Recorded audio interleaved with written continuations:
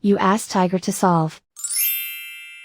This deals with linear equations with one unknown. The final result is x equals 10. Let's solve it step by step. Simplify the expression. Expand the parentheses. Multiply the coefficients. Simplify the arithmetic. Group all x terms on the left side of the equation. Subtract 5x from both sides. Group like terms.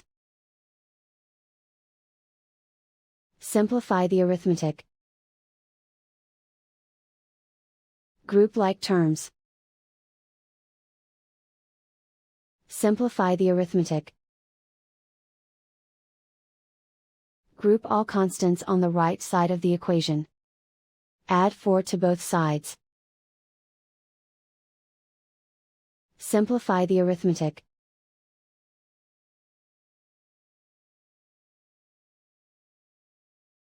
Isolate the x.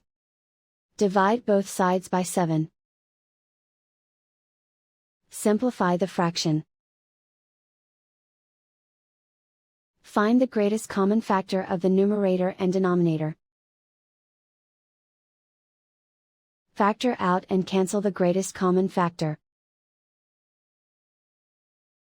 And so the final result is x equals 10.